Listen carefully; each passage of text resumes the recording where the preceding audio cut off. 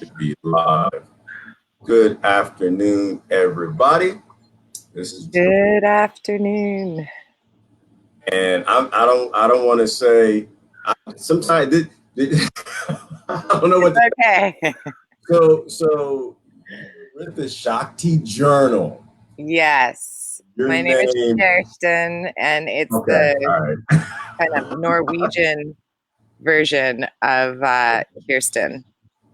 Yeah, sometimes I think I said your name last time. I got in trouble, so I'm not sure what I'm supposed to say. Yeah, and I have the Shakti Journal page, and we're actually running our first event this year, geared around bringing people together around free speech. So Gerard is kind enough to have me on here to just talk a little bit about what's going on and get his point of view on suppression of free speech and what we do to combat it, so to speak. Well, I have a big mouth. They all know my point of view, so I'm curious about your point of view. But they all know I don't hold any words back. I put all the words out there I need to, and Well, I mean, it's a complicated situation. I feel there's so many things to bring to the table. What I am kind of focusing on, and me and the team of people running the Shakti Speakeasy, is, and I think, Gerard, you kind of focus on it from more of a personal level, whereas I'm looking at it from the level of our media, which is 99% of what everyone sees, reads, hears on the radio, everything. Used to be owned by a lot more voices and a lot more people kind of bringing different segments of the truth to the table. And, you know, we live in a time where it's very easy to see that a stopped clock is right twice a day. And that they're all taking, you know, one little piece of truth and, you know, not the full picture, not the bigger picture. And our media has gotten so dumbed down that, like you were saying, Gerard, you know, we silence ourselves, that we don't feel safe to question things or to challenge the status quo. And, you know, I speak now like on a more large part. Obviously, people like you and me, Gerard, were speaking freely and challenging the status quo. And of course, our presenters, Cynthia McKinney and Gloria Flora at the Shakti Speakeasy, are definitely challenging that status quo.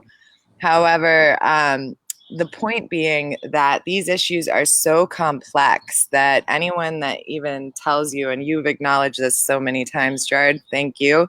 Anyone that even comes to the table and tells you that they know everything that's going on and here's how it all works, you know, is full of it, you know, because it's really complex. There's a lot going on. There's always new facts coming to the table. Even take our health care, for example. You know, all of us are digging into all these alternative methods of healing, preventative medicine, food knowledge, GMOs. This can't be done without free speech, and it's dangerous to shut it down, which is why I felt compelled, and team of 6 other awesome women felt compelled to bring an evening where we can all talk about the issues. We can be inspired by 2 people who are really combating those issues and putting themselves at the forefront, who are also both very inspirational in terms of staying inspired and how we organize and how we be more effective within our individual communities. And that being the thing that's really going to affect, you know, our whole worlds. But I guess that's kind of where I'm coming from at the moment, is that, you know, that our availability to knowledge and to actual new ideas and perspectives has just been completely shut down. right, Even though we have this huge internet and you know, access to all this information, you know, even tech companies like Google and Facebook are finding ways to censor us, ways to make just basically the message not get out or the message be unprofessional, so unreceived. or whatever it may be, sabotaging, small little businesses. I think it was MailChimp and PayPal recently doxed a bunch of people, um, and basically silencing their voices, not making them able to collect money via their platform or use their platform. So that this is not just a problem of what's on TV. It's a problem that's only going to grow unless we start, strengthening our right now under the surface level voices that are kind of the canaries in the coal mine, so to speak. Right.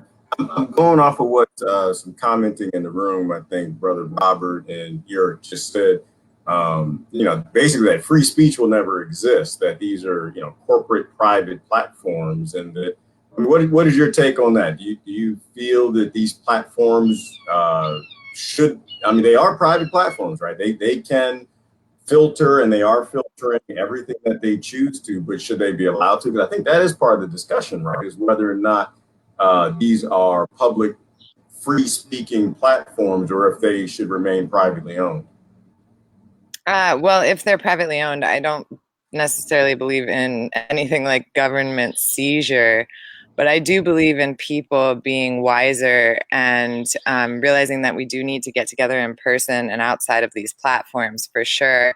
And also realizing that, yeah, anytime you're using something that is part of all roads lead back to Rome, you're going to experience those problems. And like you said earlier today, Gerard, on your morning episode, that these platforms are going to be shut down soon. This isn't going to be something we can rely on. And that's why we need to learn how to form community the old way that we used to. And we can still use these tools while we can to make those connections, spread the word about opportunities to do that. And for those of you interested in checking out the event, we will link all of that in the comments. But it is theshaktijournal.com/speakeasy if you want to take a look as we're talking about it. What is the speakeasy? Talk about it. Where did that name come from? That maybe we need. Yeah, we took it from prohibition days. We feel that speech is basically being treated like, bathtub gin, where you have to go to a special place where the group of people is on the wavelength to be able to really speak your mind freely. Otherwise you're always filtering. And yeah, like you said, Gerard, that's the real power, is they make us filter ourselves to our neighbors, to our loved ones, scared that we're going to trigger them or we're going to start something or make them think we are something, so we can't have those conversations. So it is that is the premise for the name. They also filter us through indoctrination, right? Like we not only do we censor ourselves because we're afraid to speak because we aren't that race or we aren't that religion or we're not from that nation or we are from that nation. And so we're suppressing ourselves. We're suppressing, true original thought. We're indoctrinated to shut up and shut each other up. You're right about that. So that's interesting. So I love the sound of you saying to speak easy, right? It should be easy to speak. It should be that we respect each other enough that we respect each other's views. But this is eventually going to be shut down, right? It's their platform. It's private. They're allowed to filter what they want. They're allowed to promote what they want. And short of the public standing up and making some sort of a statement about showing more respect, experiences, then yeah, it's going to get deleted. Mm-hmm. And we're all going to be just suppressed and pushed into our own little bigoted areas. And yeah, people will go this way and that people will go that way. And things worse. Because this is what they want, right? They want divide and conquer. They want a world that's based in conflict. They want people. And more isolation. So therefore, we're more and more dependent on our entertainment, on these devices to actually get connection and to talk about things we want to talk about. So, and And yeah, like you said, the divide and conquer, it is about isolation. It is about falsely thinking, your neighbor is so different from you, and looking for people with just all the talking points that you agree with, so that you kind of have this meaningless conversation, but it goes back and forth easily. And yeah, I think that's what we've come to. And I think it's partially because of so much stress and economic stress, especially. Um, it's just been like a crazy, especially past 20 years, with numerous crashes, people losing their homes, homelessness skyrocketing, the opioid epidemic. I mean, how many more things can we throw in this, batch of shit? Like, Yeah, well, it's been tough, like I don't they blame designed people it for that way. just wanting to tune everything out and be in a little bubble and be like, I just don't want to deal with it.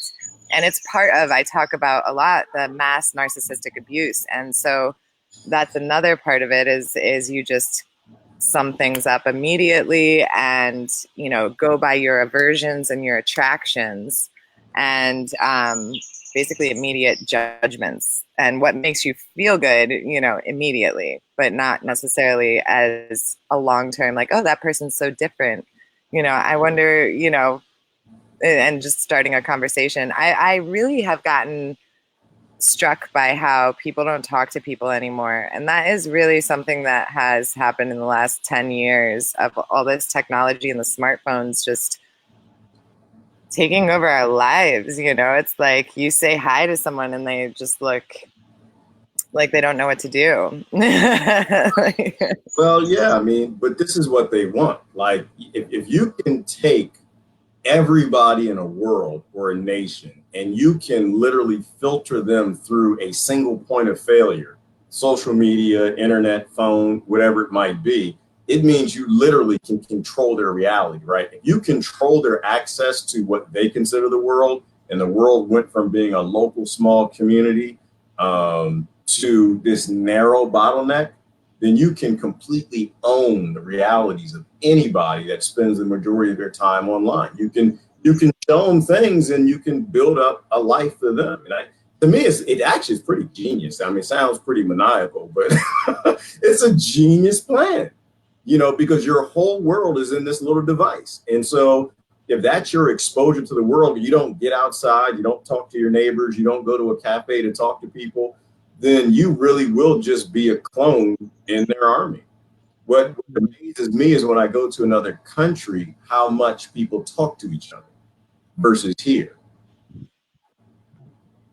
And make eye contact and acknowledge each other. And yeah, I think that's a big part of it, and so that's another aspect of this evening, is really being inspired also by how much of a difference that makes. We, have done and are including, some research from the Heart Math Institute. The heart reaches and touches people within, I forget what it is, like 500 feet. It's pretty big. So meaning, like, if your heart is angry and, wrathful, like, that is also felt. So it's like this way we communicate. And they found that in the heart too, it has neural pathways similar to the brain. It's the only other organ that kind of fires and wires in a similar manner. And yeah, so when we say somebody's all heart, that's a real thing. Like, and I know you have a lot of heart, Gerard. You're like total heart person, so compassionate and forgiving, and just wanting to unplug from I'm all pretty, the BS. I don't forgive nobody. All these bastards here, I don't forgive nobody. No, you know what? I think you are pretty forgiving. No, you know what? I don't think that I am, to be honest with you. I don't think I'm very forgiving at all. I think that I am becoming accepting of how everybody is. I think I'm becoming accepting of everybody's indoctrination, and I'm just not judging them for it. Mm-hmm. I guess if that looks like it's forgiving, then it is. But I don't know. I guess if I had to think about it, I'm not sure I even like the word forgive. Why would I forgive someone because they were born in a very impoverished situation? They were starved by the adults in their world who refused to do anything decent with their government. And they ended up joining the white nationalists, or they ended up joining the Ku Klux Klan, or they ended up joining the Bloods of the Crips. Like, I don't think I need to forgive them for being indoctrinated. Well, the first thing I said was compassion, and what you just described as compassion. So I can use compassion and forgiveness interchangeably, really, because that, I mean, to me, that's the same thing as understanding why somebody ended up the way they ended up, is being forgiving to me. But, yeah, I hope that I think we're on the same page on that one. Yeah, I'm just being wordy. The older I get, the more I want to focus on the words that we use and like their meanings. And I kind of feel like the English language is used against us, and we kind of, Definitely. we're reinforcing these concepts that make it worse for us, right? Like, I don't feel that I need to forgive people for being what they were born into. Like, to me, that's like a very privileged position for me to say, I need to forgive you because you were raised and your father abused you and raped you and beat you, or your uncle or grandmother or foster care. Like, I think we just need to love and look out for each other and, protect the public from anyone who obviously was raised to be violent, but also understand why they are, so we can focus on the root cause. And this is why, to kind of circle it back, but this is why I don't believe in banning hate speech. I don't think there's a such thing as hate speech. I think United States government speech. Totally. Totally. You turn on the freaking TV, there's so much hate speech. I'm like, what is everyone talking about? But yeah, no, I don't believe in banning it either, and that's, I don't know, it's kind of that like elitist sense of wanting to keep, the homeless people or whatever it is that inconveniences their reality away, and I feel like that's what banning hate speech is. Like, it's just keeping whatever inconveniences your reality away, and it doesn't solve our problems because the anger that's within society due to that problem doesn't get resolved or even heard. And that's a lot what the Shakti Speakeasy is about. And we're going to be posting an interview with Gloria Flora where she actually talks about precisely that, because she worked for the US Forestry and then since started her own nonprofit and raises money to basically prevent fires, maintain the forest. The US Forestry I guess just doesn't have enough money to get it all done, basically. But also, she worked with just very controversial different people, from the loggers to the government and the state and the localities, to the EPA and the U.S. Forestry. So she was bringing everybody kind of to the table. And one of the things I really like that she is bringing in her speech that she'll be sharing more about this, but is the idea of looking at our interests. And so instead of going to, in a debate, like a win-lose mindset, look at it from, we want all our interests to be heard, thrown in there, met, and I think that is, obviously that is very diplomatic, but it's also a formula for how we can start to be more conscious interacting with even just our neighbors and our community. And, she gave some example of, if so-and-so is all upset over the lawn being cut or like this or that, something kind of neither here nor there, maybe you need to learn more about what that predicament is or whatever, so that's really, I think, what it's about is like the technology that I've changed that I've noticed is it's just shut us down from talking to each other or asking each other about things or our perspective about things. Even when I share information with so-called open-minded people, sometimes the first thing they do is like go to Google and look it up, and sometimes it's not the type of thing that Google will make fly, and sometimes it is. But either way, I mean, I have such a hard time being compassionate in those moments, Gerard. I'm just like, I want to rip the phone out of their hand and be like, oh my God, can we have a conversation? Can you just tell me what you've ever heard about it? And we have like a normal conversation, like Yeah, people but you're asking a lot. You're asking a lot. You're asking people to be adults. You're asking a whole lot. That's a big, and to go back to what you said though, so it's interesting, right? To go into a discussion with the mindset of when we're supposed to learn. And this is something I was thinking about a couple months ago in the discussions we have online, and that is, it is a very sociopathic, systemic model to raise a nation full of people who just want to win, right? As opposed to people who want to learn. We go into, like, I think it's a very sociopathic thing that I go into a discussion with you to, I don't debate anybody. Like, I get these requests where let's have a debate, and it's why? Like, I really don't care what you think. Like, it's not like an apathetic thing. It's like, I love you to death, but I honestly don't give two damns what anybody thinks. Like, I'm so focused on figuring out what's true, what I need to learn from a situation or discussion or the points that you enter, that to me, it's a lack of respect. If I go into a discussion with you and my goal is to take my experiences and my knowledge and force that over your experience and your knowledge and make you think like me, it means I don't really respect you. It means I'm basically doing what all the leaders are doing. I'm trying to make you follow me. I'm trying to make you a clone of me. And to me, that is the most disrespectful type of thing you can do to somebody, is to invalidate their experience, their knowledge, the things that they've learned, and try to make them like you. So I don't want anyone to think like me. In fact, I think if the world thought like me, we'd be broken.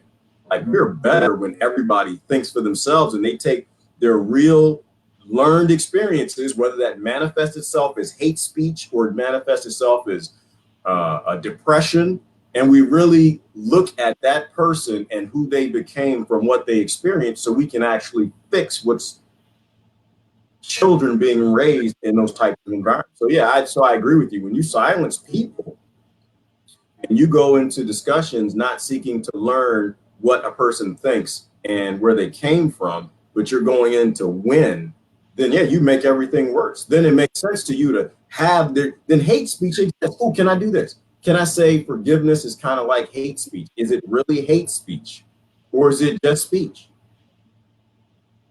I would say there's no such thing as hate speech. Oh, with that, yes, I agree. No such thing as hate. It literally doesn't. I mean, you either have free speech or you don't. There's obviously hateful speech, but I don't subscribe to the, hate speech that's being prescribed to society at the moment. Right. Yeah. So there's a difference in my mind. Of course, there's hateful speech, but, there's also free choice where you don't hang around, listen to, or watch things that you feel are hateful, but you can't have free speech without that. There's always going to be disgruntled people, and especially it's just gotten worse, like you said, Gerard, because of years of this sociopathy approach to life, which includes things like the nuclear family and the degradation of family values, and just like the whole youth culture rebellion stuff. Like, there's a lot of meaning well things in society that just turn against us, kind of, because it's just been years and years of us, like you said, being put in a funnel. And so, yeah, I mean, that's why I want to tell you a little bit about the actual Shakti Speakeasy, because it's not just about free speech. We're going to be inspired by the speeches of Gloria Flora and Cynthia McKinney, And on the level of what we were just talking about, inspiration to actually organize, speak more consciously, express ourselves, come together, create more powerful community, and also just meet a whole bunch of free press. We have VIP free press guests coming that we are honoring, a whole bunch of sustainable businesses, and some from Portland, some from Colorado, some from California. And we will be announcing all of that. You can go to our Facebook page, The Shakti Journal. And if you scroll through, you'll find posts about the speakeasy, and can kind of link there, but we'll also link the link here. But then on top of that, we have art and silent auction. Ashton Hollinger's art's going to be auctioned off. And 10% of that will go to Community Carbon Trees in Costa Rica, which is our good friend Jenny Trees, who is reforesting the rainforest in a very conscious way with local habitat, local trees, and in a sustainable manner. There's a lot of these reforestation projects that are just horrible. I mean, there's some that are guarding the trees they plant with guns. So Yes. and the tree, to plant the tree still only costs like $1. And the thing has to be guarded by men with guns, like, until it gets big enough, because people will steal them. Yeah, this is the world we live in. Yeah, you have to watch what reforestation project you commit to, because in some cases you may be committing to like moving indigenous people off their land. And I mean, it's just outrageous, like the level of corruption. And that's another thing about the speakeasy and why it's important to connect, because there's so much corruption going on in the green movement and the sustainability movement. And, it comes down to there's good people that want to see this progress in the same. That's so cute. They call it a green movement. Uh-oh. Did you freeze up? She froze up. She was doing a little pixelization, so that's not surprising that your bandwidth dropped. That's so cute. They call it a green movement. I always laugh when I hear that. Oh, she popped out. Let me see if I can pop her back in. I think y'all are still here, right? There she goes. She's coming back. Hold on. She's coming back in. She's coming back. They call it a green movement. That's so cute. We're back. You're back. Now, you were telling me all about this corruption in the green movement. I know. They're like, nope. They call it green. Yeah, no, it's just running rampant. Everything is really an opportunity in these globalistic, crazy power structures' mind. And so that's why we need to be able to have these conversations. We need a time away from combating all the BS and mainstream media jargon and brainwashing that everyone's under. We need to get away from that, have our own conversations, inspiration, and time, so that we can actually get those ideas, make that community, and stay linked in a way that is, going beyond, I don't know, the way we're trying to get to think like, oh, green is good and this is good and that is bad. And, we got to get beyond that to really realize it's about, joining forces with all the people whose heart is in the right place and who is able to acknowledge that we are just going in a wrong direction, and that's the real problem with why people get so perturbed about these conversations, is that for them, their ego is completely threatened because they don't want to believe that it's just too scary. It's just too much. It's like, it would just be easier to stay in my Sunday night football, Walmart lifestyle, then acknowledge that, because that's just like, they're scared. I mean, that's really what it comes down to. Like, right. Is people are scared to actually look at them. Which is understandable. I was listening to Sag Guru this weekend because I'm a nut job. All I do is I don't have a life. I listen to lectures all the damn time. I love Guru lectures. Yeah, he was talking about was how you're supposed to pick a guru that threatens you. And like, I don't know why I listen to the guy all the time, but when he said that, I thought about it. I was like, that actually is exactly why I listen to him. Yeah, I don't have any interest in people who say what I say. They're dumb as I am, but he says things that make me like question like my being. And to me, and I'm not, I pat myself on the back, but I think that's the sign of someone who is trying to become better. I think if you're really willing to look at yourself and take a hard look in the mirror, that you're not really looking at yourself, first of all. You're looking at what society made you, right? You're looking at what your indoctrination, your experiences, you're looking at what that made you. But if you're willing to come up from under those covers like a scared little baby in a 52-year-old body, actually look at the monsters in the closet, you can combat them. But if you're not willing to look at yourself, one, you can't be an adult. I don't know what they are. Yeah. The other thing you said, which is powerful, Jane, and two, I got a lot of things happening in my head right now. Which, this whole green movement thing. Like when you said that, it took me back to thinking about like pledging allegiance to a flag, right? Like this is how they break all these movements. They break everything through symbology, right? Through symbols. They give you something to be allegiant to. And when people are dumb enough to be allegiant to it and have their kids to be allegiant because it's green is good, because it's an American flag, it must be right. It means that now what's true isn't true. What's true is whatever that flag says is true. What's true is whatever, the green movement, the Green New Deal says is true. And it can be black as hell. It can be red as hell. It can just be destroy the planet. Everybody mow their grass twice a week while we're going to fix the planet. Right. It's this allegiance to these things. And to me, it all kind of circles back to the same point of this is why you have to learn to critically think on your own.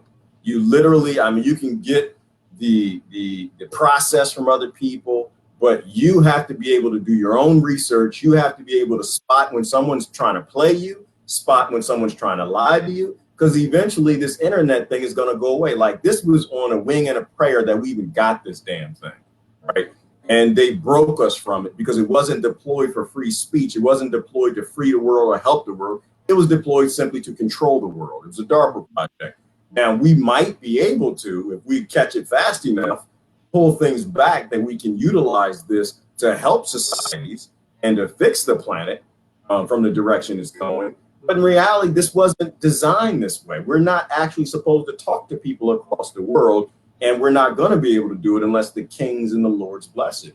So it's idolatry. What you said is once you put blind faith in something, that thing owns you. The minute you put blind faith in green, a flag, United States, your birth, wherever you are, it owns you. And to me, I do think that is a huge problem. And it's something actually that Saj Guru says as well, which is our problem is we can't delineate between what we believe and what is fact. If we can't have a common sense across the entire world, what is fact versus what we believe, then we're all going to be damned to hell. Like this whole planet is going to burn, and it's already starting to burn. Because if your birth determines what's true and false, we don't really deserve to be here. If you were born in America, and if America does it, then it's good, then we should all burn. Like if facts can't be facts and truth can't be truth, then we shouldn't be bombing babies. We shouldn't be burning up the forest fun fact, outside before I get too serious. Fun fact, I'm full of fun facts, people. I'm great at parties. I'm full of just useless fun facts. Trees make it rain. Did you know that? This is what I know that sister, and what she's saying is we need to reforest. Like trees literally release compounds, and you can ask her about this, that seed the clouds. When it's too dry, all the trees communicate amongst themselves, and they release particles in the air so that when the clouds fly over the rainforest, it actually sees the clouds the same way the billionaire psychopaths in Dubai do when they fly over and they see the clouds and make it rain in the desert. The trees literally make it rain. Wow. That's crazy. I never knew that. That is crazy. Wow. I got to look that up. Yes. I told you I don't have a life. All I do all day long. Let me learn something nobody wants to know. Let me let me see if I can find something else that makes me excited that nobody gives two damns about, or most people don't anyway.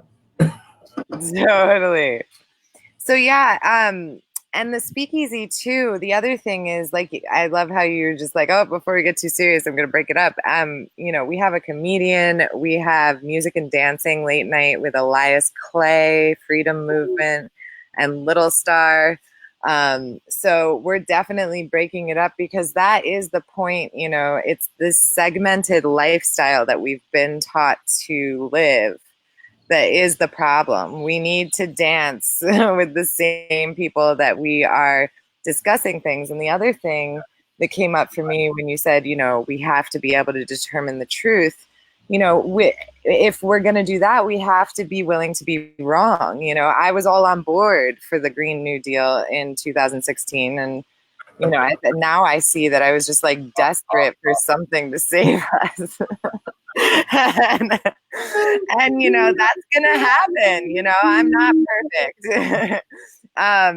But I wouldn't understand what I understand now had I not had conversations with people who had read the full document and could put more of two and two together than I had understood when I read it.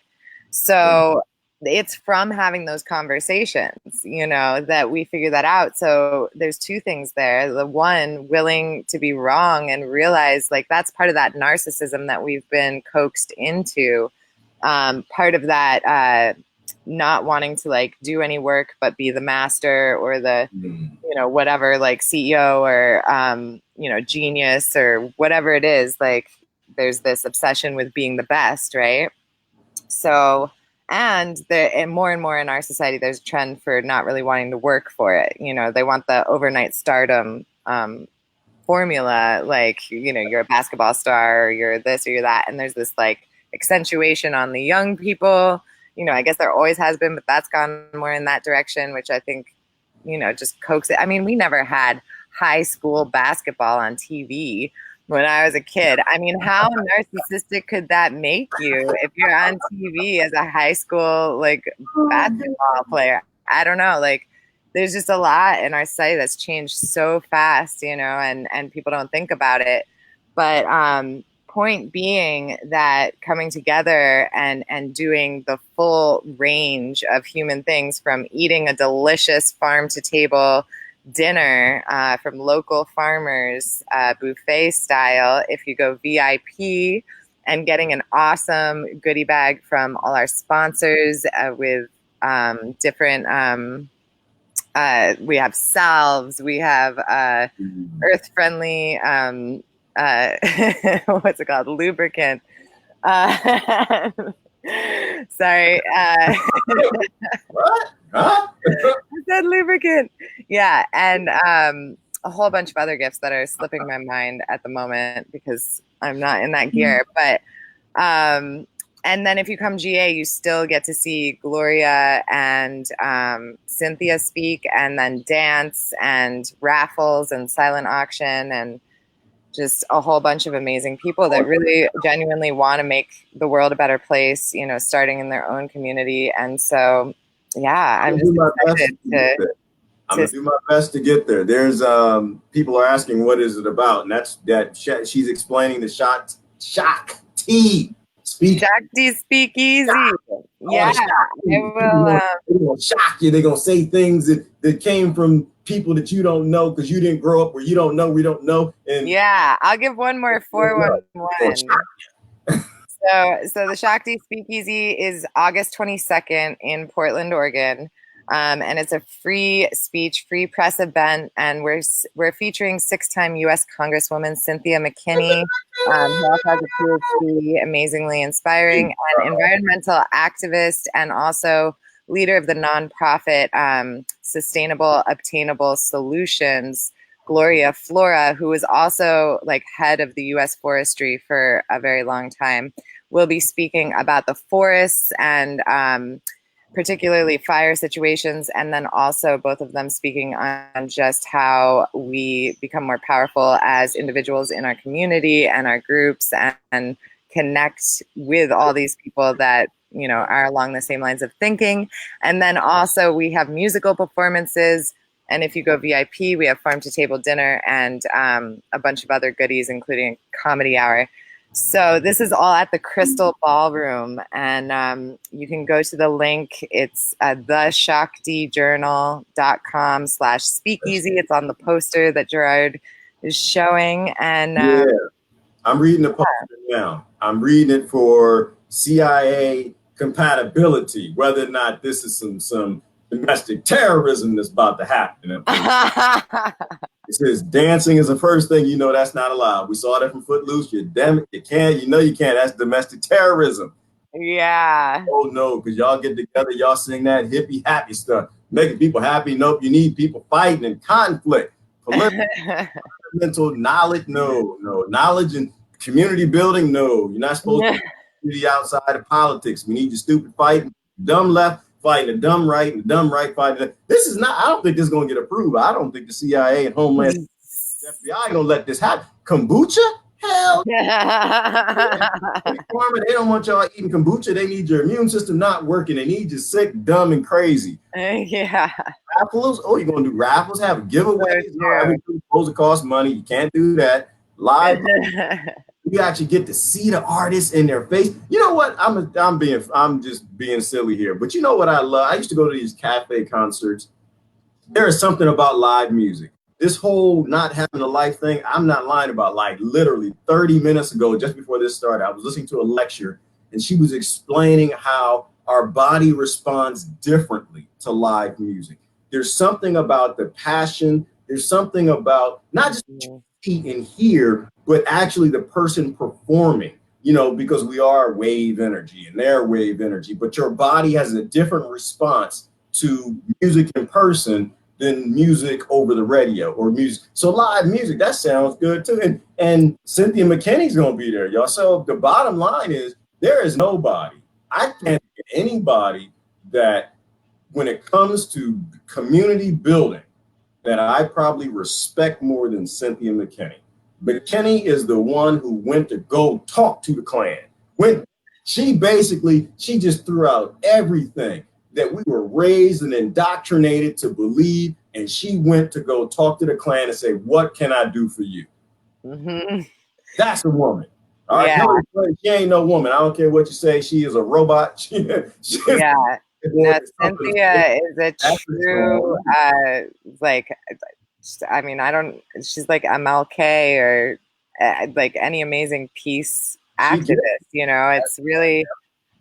Are they like country? That's why she ran out the country. Yeah, she was at one time, we were trying to get a hold of her just this spring. It's been an adventure getting her all booked up because she travels a lot and she's teaching in Bangladesh. So this is also the only time she's going to be speaking this year in the US. And she was stranded in Israeli waters on one of her peace missions. And she mentioned that. Yeah. You mentioned that on Claudia's show, I think. Yeah. Did she? Oh, I missed that part. She might have. It might have been right after. Yeah, that might have been around the time. Yeah. Yeah, she's an amazing woman. She's fearless, absolutely fearless. I can't wait to give her a big hug. We all hiking in the woods, and after the speakeasy, and a bear come because that's bear country, isn't it? Where this is big. Oh yeah, we got bears. Come out the woods like, I'm like, no. I'm a hide behind you, like, get him. You don't play. That woman is dead. Absolutely. So, but nobody is. Well, we would love to have you, Gerard. If you can make it out, we've got a VIP ticket on it. You'd be our guest. I have to ask. I gotta ask Massa because we live in, unfortunately, a planetation, and we live in the United States of forced labor of child America. And I have to check and make sure that I can get away, see if I can get somebody else to pick up my bag, collect my cotton. And if I can do that. I know, it's a long way all the way across the country. And food and comedy and all of the things that you need. Like as kids, we used to laugh together. Like I always blame comedy for what's wrong with the world right now because People you laugh with, you get less ignorant with. People Yeah. with, people that you dance with, people that you listen to live music, you're a lot less ignorant. Mm-hmm. Ignorant when you do this with people, and you're more likely to listen to their experiences. You're more likely to not need to forgive them for who they are. You're more likely to not call it hate speech when they are speaking from their heart. You're more likely to realize it's really pain speech. Mm-hmm. It's pain speech. Yeah. It's what people have been through. Now, may they don't know how to communicate it. They think it's through burning crosses. Wrong thing, but but really what they're doing is they're trying to communicate in the only way that they know how the experiences that they had. And we can either fix environments that create those experiences, or we can seek justice and fight them and silence them and shut them up so they go shoot up a school and then be mad that they shot up a school. Because when people can't speak and they got that level of aggression, it can revert, it can rebound in a lot of different ways. And this is why I don't block people. It is reverting. I mean, we have schools being shot up. We have, God only knows, like there's just so many crazy things going on. I feel like that are, that energy basically expressing itself because it's been suppressed. I mean, I think a lot of the kids that, I've only looked at a few kind of case wise, but a lot of the kids that end up doing that sort of thing feel completely ignored, isolated, for whatever reason, they don't have anybody, checking in with them and realizing that they need help, and that's a real failure on the part of society, because it does take a village to raise a kid. That's my fault. That's nobody else's fault. That's my fault. I take on my own accountability. Yeah. Well, no, I mean, I think that it's sad that kids like that walk around and, lots of people could probably tell he was quite troubled and, nobody got him help, so that's what I'm saying is like, I think that's abnormal tribal behavior, but everything we're doing is abnormal tribal behavior.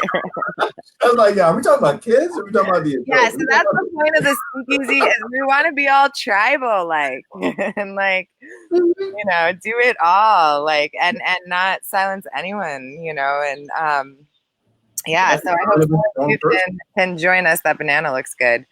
Oh, it's good for the immune system. Yeah, just like somebody said earlier.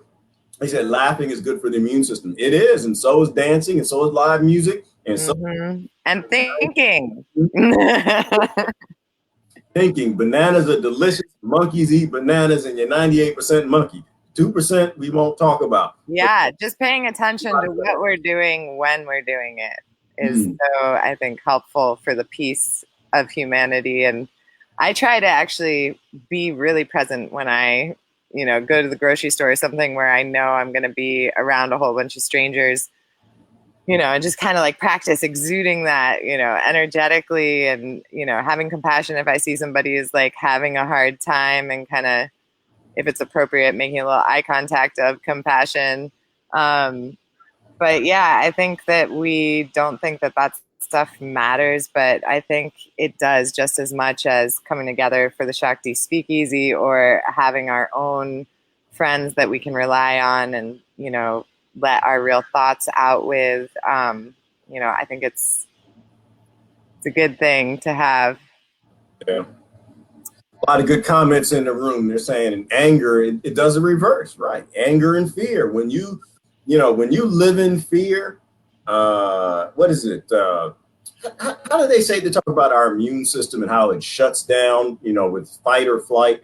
That the way we evolved, that bear or Bigfoot chasing us, and we ain't got Cynthia around, and we're scared. Your body shuts down. Literally, it shuts down your immune system, and it goes into conserve mode. Because why does it need to fight cancer if it's going to be inside of a bear in a minute? So it shuts your immune system down. This is the danger of jobs and careers. So I tell people, stop with your forced slavery. It's not a good idea. The people shouldn't have to work. But when you go to work and you hate your life and you hate your boss and you hate your coworkers, you can't stand a job, you don't want to do TPS reports, you're stressed whether or not you're going to finish the project Mm-hmm.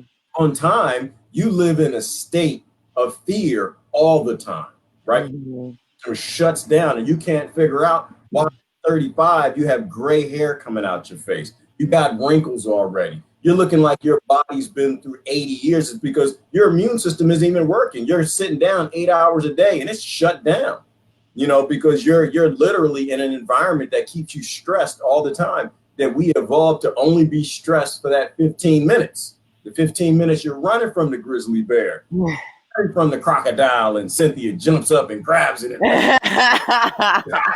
yes, We gotta do a cartoon of Super Cynthia who's like combating all these wild animals outside like the White House or something. Cynthia got it. Listen, I'm not fun. I That's got funny. friends on Facebook that are Klan. I got friends on Facebook that are skinheads. I got Bloods and Crips, and they got the tattoos. Well, I got everybody on my Facebook, and we be friends all day. We can talk love and everything, but damn it, I ain't coming to visit you. Not unless I take Cynthia. When Cynthia didn't care, she just went right down there, started knocking on doors. You're in the Klan? Yeah, I'm white, and I wouldn't even have the balls to go up to one of them. I'm like, damn. Listen, I can take care of myself, but everything's about a conservation of energy. Yeah, she is fearless. Is possible. Just to be in the same room with that woman is like worth coming to the speakeasy. Just saying. And push kind of self-censoring. But we all need some Cynthia juju. Give me some of that good juju. Yeah, but on that note, one of our partners, the Conscious Resistance, will be covering Gloria and Cynthia's speeches. So probably not right away because we'll all probably be freaking exhausted come August 23rd. Okay. After the evening of August 22nd. But we will get that content out, so you guys will be able to get the message from Gloria and Cynthia. So thank you to the Conscious Resistance for their partnership. If you guys haven't checked them out, they're a media outlet, and cover quite a few, off the MSM topics. It's called The Conscious Resistance. Conscious Resistance. Okay. Now, video, will there be any, somebody mentioned live streaming, will there be any like we probably will have someone live stream. Not everything. We can't count on that, A little foreplay live streaming, like you get a little. Yeah, we'll be trying to do that, but nothing official. We're not going to promise anything. We'll see how the live, Cynthia is like, certain people make tech go wonky. Oh yeah. And it's just because of them. There's no other reason. It's just the hand of fate, But Cynthia happens to be one of those people that has wonky illness. And wonky illness is when the technology just cuts you off when you're being live streamed. The name McKinney and the FBI, CIA, all the learning software has just started filtering this now, looking for her face, trying to. Yeah. No, she's stage 4 on the wonky list, but we're only like stage 1, so we can still. Seriously, trying to get her on live stream is incredibly difficult. And then it comes through all gargled and pixelated, and I'm like, she has full service and. No, it because it's who she is. You outside of your you can step outside of your indoctrination and help other people if you don't get popular. If you get popular, if you were a congresswoman and you saw the inside and you're telling people that this is all fake, phony, and a lie, and we need to grow up and fix this planet and fix the government, oh hell no, you don't get to speak. They put her down like you wouldn't believe. So I'm just impressed that she's not even scared of them. She's coming back in the country. I know. It's amazing. And she does, man. She just flies around so much. She's even though we don't hear about her in the news. And if you guys want to check out her work, go to All Things Cynthia McKinney.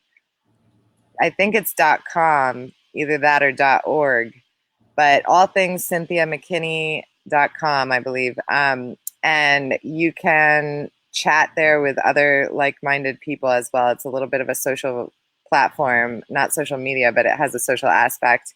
And but she has articles and all sorts of information up there, so you can stay in touch with her work. But she's been writing books and the whole nine. You know, she's just completely hidden by Google, but Yeah. there's a lot there if you're interested. Yeah, I'm gonna give you my thoughts on free speech because I like to think about things and I change my mind over time. I know crazy. I can change my mind. I can actually say that I was wrong and have a different opinion in the future after talking to people smarter than I am on the topic. Um, to me, I think that's a feature of being an adult. Try to use it every now and then. I think the social media companies should be broken up. I think they should. I know that they're monopolies. I know that they did a great job. Thank you. That's awesome. You guys made billions of dollars, Facebook and Google, and that's awesome. It's amazing, phenomenal. However, now that you've already made these billions and billions and billions of dollars, it's time to give back to the people. And I don't believe in giving it to government. No. I'm not a break up social media and give it to government. But the reality is that these right, because that's where the censorship is actually coming from. So it right, wouldn't do anything. nothing to do with it. Right. Mark literally has nothing to do with your censorship. It's completely the Global Alliance, right? It's that NATO organization that Washington put in place. It's dictated to, yeah. Mm-hmm. Right. So just, I mean, you're basically breaking it up and giving it to government to regulate. You basically just took Mark Zuckerberg, the only free speech portion of Facebook, out, if you really know how the world works. It should be broken up. It should be broken up and they should be given to the public, right? These are public speaking forums, right? Most of the technology that big business stands on, they didn't develop anyway, right? This is our age-old ancestral developments from the beginning of time. You know, this genius stood on top of this one, stood on top of this one, stood on top of this one. And so this is human history. And all those people who struggled to develop what they didn't do it to make billionaires out of a few in the future. They did it because it was the right thing to do for the tribe, you know, going back from fire to the wheel to the resistor. Mm-hmm. Now, I mean, where my mindset is that, you know, we need to evolve the planet to a decent place. It's not in a decent place now. And the only way we can do that is if we can talk to everybody everywhere. And until we can talk to everybody everywhere, we can't develop universal solutions that work for everybody, right? So free speech is very important. And yes, these platforms completely should be broken up. What about capitalism? Shut up. You've never had capitalism. Never. Yeah, I don't care about capitalism, but I do care about the socialism it, becoming controlled by the government. I And don't want I like your idea. So it'd be more like a cooperative, but the problem with that is if it's a cooperative, then why would we charge anyone for advertising? You know what I mean? Well, It's a public platform. Yeah, well, until you get to a society where we get rid of this evil thing called money, and it's money, it's evil in our hands. It's not evil by itself. It's evil once it hits a de-evolved 98% monkey species. Once we get rid of that, we don't have to worry about it. Well, my answer to that is if we had a truly, I forget what it's called, but a free and open algorithm that made sense, you know, where it's like your friends' posts come up, the pages you like posts come up, you know, not all this hiding and, you know, we like this page, we don't like that page favoring. Well, if that were to all take place, we wouldn't need advertising on Facebook. And we didn't back in the day. We just connected organically because the platform worked because the algorithms were just normal and fair and they connected you to friends of friends and stuff like that. And, you know, like, so yeah, it just seems like, we just get so stuck on, I don't know, thinking that we have to do it, you know, well, how will I get my thing boosted, you know, out in front of everyone else's so I can reach more people if we take away the money aspect? Sociopath. Yeah. I'm proud to say I haven't given Facebook any money for 3-4 years. We used to boost things because that's how we got following. Yeah. Huh? Yeah, so don't worry about it. They're getting plenty of money. They got the global. Oh yeah, no, I refuse to now. They totally, they make you have to if you want to see that, like if you want the people who liked your page to see your posts.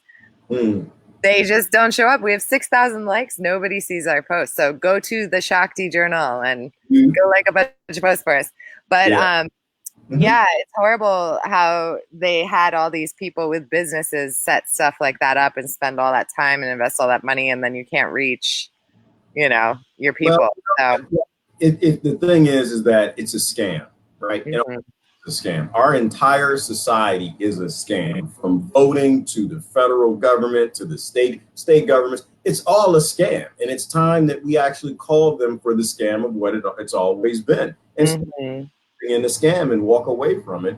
But I think that having free speech, one, is very critical, and you can't really have a conversation around free speech without mentioning good old Billy Clinton and the Telecommunication Act, right? When 1996 voices, who went down in president, and I have to agree that he was by far the absolute worst president to see the face of the Milky Way universal galaxy in every dimension in the multiverse. I don't know. I mean, I think they've all been bad in my lifetime. They've all been bad, but one broke all of my friends. One of them broke all my friends and family. Obama. Stupid. No, it was Clinton. He broke the whole telecommunications. What do you mean broke them? What do you mean broke them? Well, he destroyed the public radio, right? He destroyed public radio so you can have mega monopolies buy up all the radio stations. And so to that, you had 20,000 different voices in the United States, and everyone had their own opinion, their own perspective, the Lee Harveys and whoever else in local radio. And so when you have a lot of people who are allowed to have their own voices, then you have a chaotic symphony, right, of ideas. But now, after that, you have 6 corporations that own like 80% of the media in the United States, which means that the vast majority of what everybody hears, because probably 99% of everybody listens to 80% of the media, they control all the voices. And who are those people? Well, first of all, I don't know those people. I know one thing: they're billionaires. I'm in a club that I'm not in. I know they're in a club that 99% of Americans and people around the world aren't in. And so they believe in the system. These are big time believers of the system and things not changing. So, of course, they're not going to promote things on the radio, on television, and the media that changes anything. They need a system of conflict and violence and war to stay in place. And so, very simply, would people who literally thrive on the system and they want their children to thrive on the system, will they give you the knowledge you need to change anything? And the answer, very simply, is no. And that's why I'm an anti-vote person.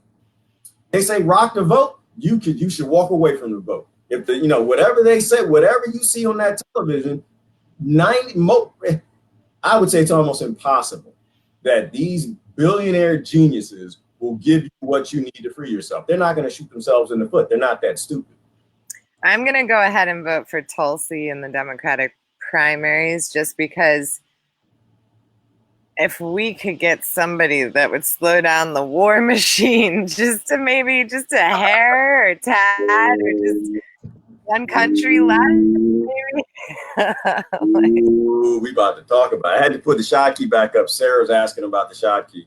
And that's another thing that's being silenced, and that's a good thing about Tulsi Gabbard being on the news right now, is she's really drawing attention to the never-ending wars that we have come to just accept and keep functioning day to day and not even let it bother us or faze us. It's incredible. I have to say this because I'm required by my intellect to say it. But I'll say this, is that if you feel that you need to vote, then y'all need to go vote. That's exactly what you need to do. Don't let anything I say control you. But if something I say makes you think and you start to question it, then go with that as well. Yeah. For me, when it comes to the people who speak well, when it comes to the Obamas, and it comes to the Tulsis, and it comes to the Bernies, and it comes for some people to the Trumps, and it comes to the people who who speak to a certain level of understanding. I think there I are. don't think Trump speaks well. Well, I'll say this. I know he speaks well to some people. I know he speaks very well in what they need to hear, right? So just like Obama does to certain people. The bottom line kind of is this: we can put all the bunnies and kitten, well-meaning, loving people we like in office. Mm-hmm. Is does money make the world go round? If money makes the world go round and money determines big politics, one bunny isn't going to do anything against a group of tigers, right? So when you take a president, you put somebody in office, we surround them by 100 of the most powerful people in the world who work for people who do not take no for an answer. These are people who murder presidents. So yeah, yeah. start a But discussion. I mean, what other choice do we really have, you know? Well, so to me, I'll tell you what I'm doing, and if it makes sense to you, think about it. But that's just what I'm doing. Um, I mean, I don't think she's gonna win, so I just, but the you system know, needs to know that we don't believe in it anymore, right? totally.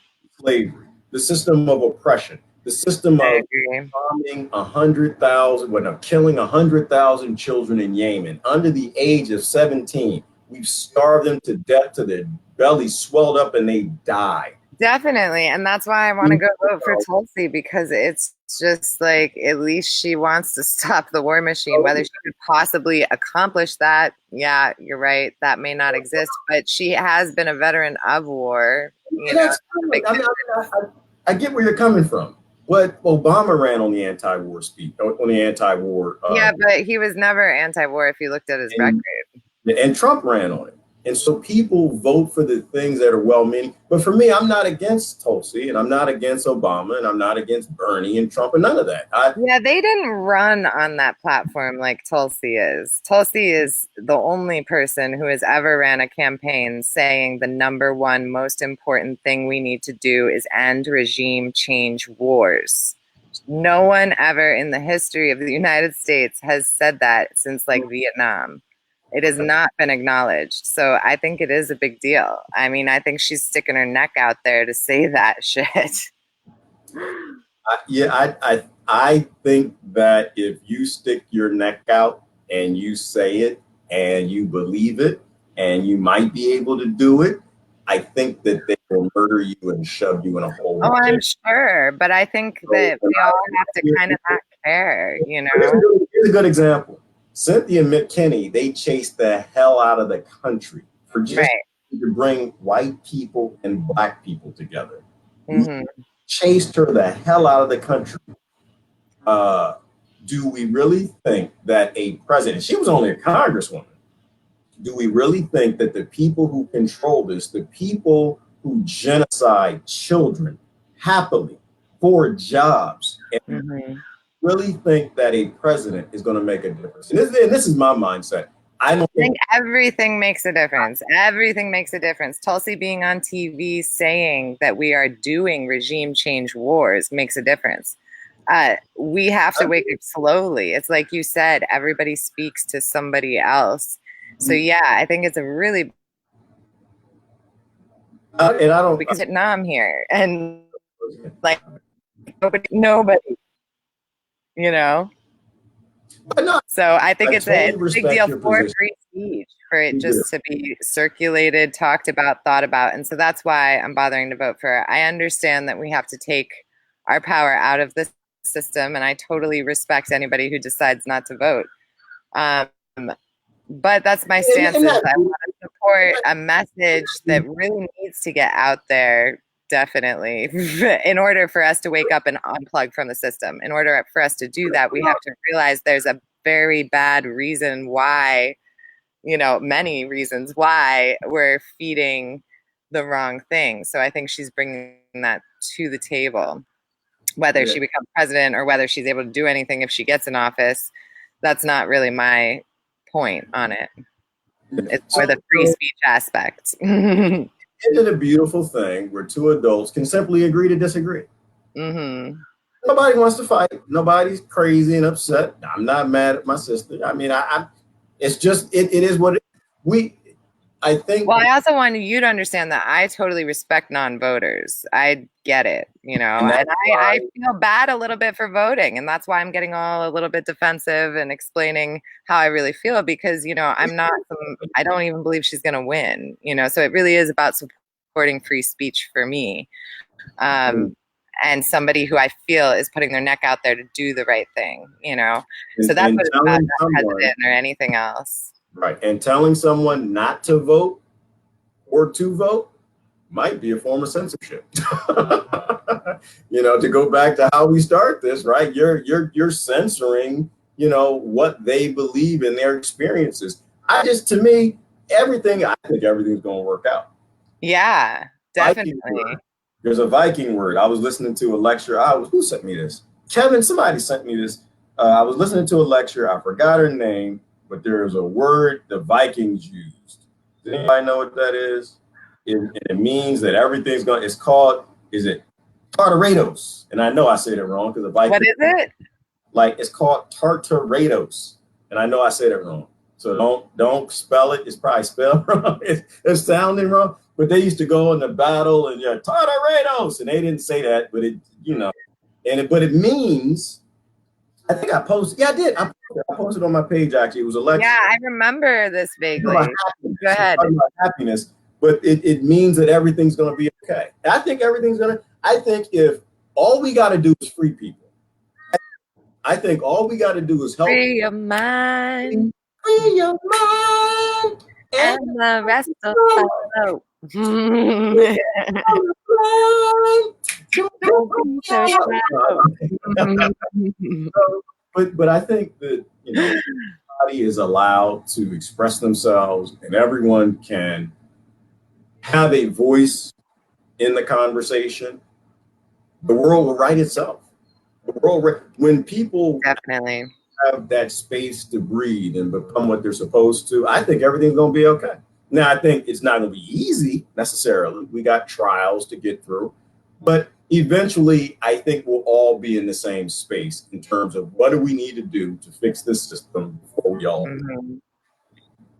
And I think a lot of kind of things that we've lost are coming back, our ability to share information with each other, to look for information. We kind of took that for granted, I think, for a while. And, so we're getting back in touch with that part of being human and curious and more tribal. And yeah, I think there's a lot of beauty actually in what we're experiencing, just like every hardship we experience in life, there's some nugget of wisdom or pearl of, even when someone dies, when you experience grief, it's like you also have that simultaneous overwhelming feeling of gratitude and realizing how much that meant, for your life and how bittersweet that, everything is limited. And so, yeah, I think that, in a lot of ways, it's like we're philosophizing over nothing because this is just always what humanity has always been doing and experiencing and learning. And yeah, we're just in the next segment with a whole bunch of crazy technology and robots. Everything is literally energy. Nothing dies. All Mhm. do is transform realms, dimensions, whatever, heaven to hell, whatever people want to call it. Yeah. Nothing ever dies. And the people you hate are literally a part of you. And the people who are literally a part of you. And so I think we ride out the ride, but what's the purpose? I don't know the purpose, but I do know that we need to spend more time finding out who our self is. And that's the dream, right? I'm trying to meet myself. I've met everybody that everybody tried to make me. I met all those faces, but I'm trying to find out who I am because that who you are, that self, that non-American, that non-British, that non-Christian, that non-black or white or whatever indoctrinated school you come from, that is what you were before you. that true self. That's who you want to find. And I think that yeah, and we're it's closest to it. better than everything that's here. And we're closest to it as children, and then right before we die, I believe we get close to it again, and it is a feeling of being free to express yourself and speak easy, and letting go of all those filters and really presence, this and in the middle of those two phases, it's like we learn all this knowledge and all these things and all these thoughts and all these judgments that just keep us so disconnected from the now and peace, and just realizing that we're just one little small piece of a huge puzzle, and that's really important, and that's as important as it has to be, whatever your mission or responsibility or thing that you're taking on right now, that's perfect, like just putting our love, attention, and consciousness and growing with that, with whatever you're doing, and yeah. Yeah. Nice. So Well, thank you so much for having me on to babble a bit about these important issues. anytime I get tired of talking to myself, and that's a lot. I get tired, literally. I do not get tired. I sit in the garden all day and I talk to myself all the damn time. So no, I do not get tired of talking. But it's good to do interviews and have different perspectives. I think it's important for people to see adults disagree and not have izzies and fits and fill their diaper with diarrhea and be upset and mad. Silence anybody, right? Silencing anybody is literally silencing yourself. You're literally holding back the evolution of wherever our societies need to go. So it sounds good. The Shakti Speak Easy is going to be fun. Everyone should try to get to it, to have a good time with your cousins from around the planet on August 2019. Oregon, Bigfoot country, where you're going to have Cynthia McKinney to protect anybody who's scared. Yeah. Absolutely. Yeah. Oh, yeah. And she is actually bringing our VIP guest scarf from women weavers in Bangladesh. So yeah, just throwing that out there. She said she was going to bring some of the souvenirs. They're friends of hers, and they're being paid for their scarves. It's not like it's fair trade and all that good stuff. Okay. But yeah, and it might just a little thing. The mama. Yeah, and I said it might be the only time you actually get to hear Cynthia McKinney without all the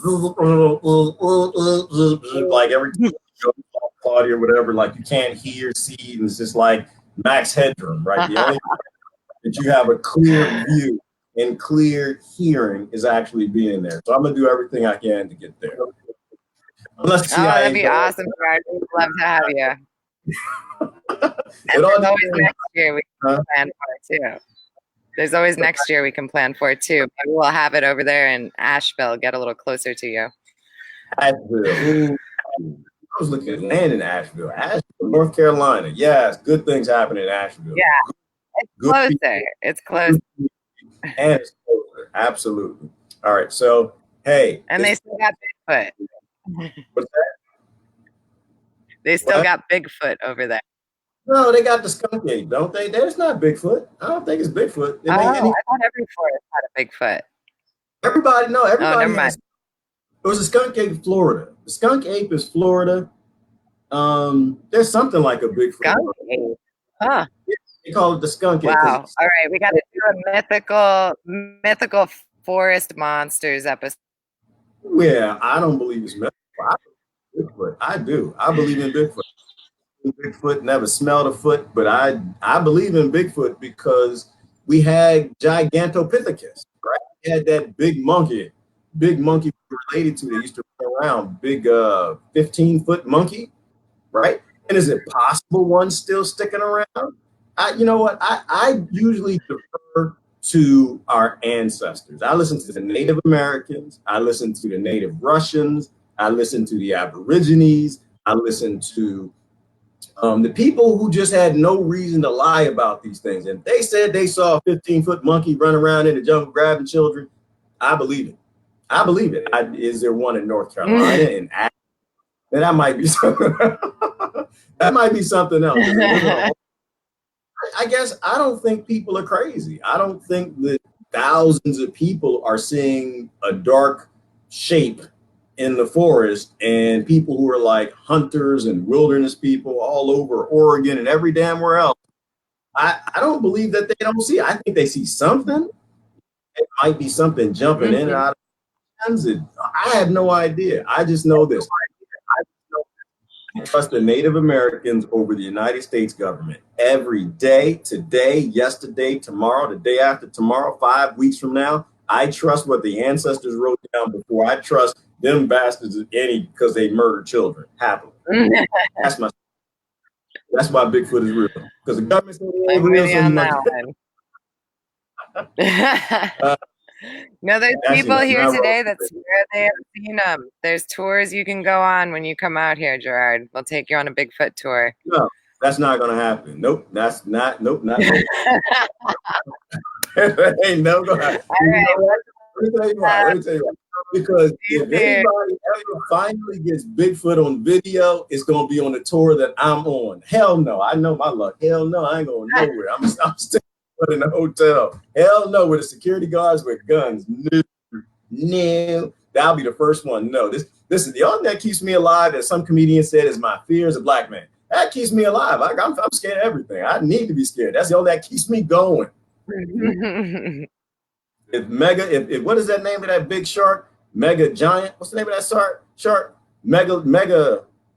Mega jaws. Whatever the name of that damn megalodon. If that thing is real, it'll be on the fishing expedition I go where somebody wants to try to catch it. That's when it'll happen. And no, it's not gonna happen. So, but I believe it might be real, and that's why I ain't going to no damn jungle. Uh-oh, she froze. That's it. I think she told him to see, is she still trying to come back in? Nah, but I know my luck, people. I know. Hell no. She crazy out of my mind. I don't know damn jungle Bigfoot. The hell you think I am? I grew up outside the Washington, D.C. area. Are you kidding me? I didn't see Bigfoot. I seen all kind of Bigfoots dealing drugs my whole damn life. Hell no. All right. Let me see. Is she trying to come back in? All right. If you're not trying to come back in, because I think that you froze. Let me delete it there and see if you'll pop back in. I give her a minute, see if she want to come back and say goodbye. But no, I ain't doing that. No. Crazy out your mind.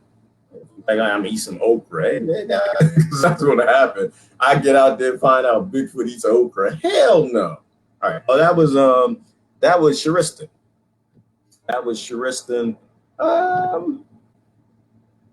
I think that's it. Bigfoot got her, y'all. Bigfoot got her. She ain't coming back. I don't see her in the lobby. Oh, wait. Now maybe she's coming back. Nope. Bigfoot. That's fine. That's how I go. We have a female Bigfoot on back. What? I heard her. See, Patty, I believe you. I believe because I don't think you lied to me. I'm not gonna check. See, that's the funny thing though. Like growing up outside of Washington D.C., you don't need evidence of any of this crap. You don't. If somebody says, "Listen, don't go in that alleyway," guess what? Don't go in the alleyway. If somebody says, "Don't," it's snakes on the plane. Don't get on the plane. Guess what? Don't get on the plane. They might be lying. They might be wrong. They might be crazy on crack or something. But I'm fine with that. I stay alive by listening to people. Now, if I have to get on the plane, I have to get on the plane. One thing I don't have to do is I don't have to walk through no damn jungle with people seeing a big 20-foot monster that's throwing rocks at campgrounds. Not gonna happen. All right, I gotta go. That's it. Sharistan is gone. So y'all should check it out. It is the Shakti Speakeasy right there, August the 22nd, 2019. Gonna have a great time and good voices. And Cynthia McKinney and Gloria Flora and a guest. All right, Patty agrees. No crap. No crap. That's it. They might be right. Illinois is rumored to have a lizard man. See now, all right, look, come on now. Y'all just trying to give me nightmares now. All right, I can get out of here. Y'all have a great day, Gerard. Love y'all to death. I'm out of here. Bye bye.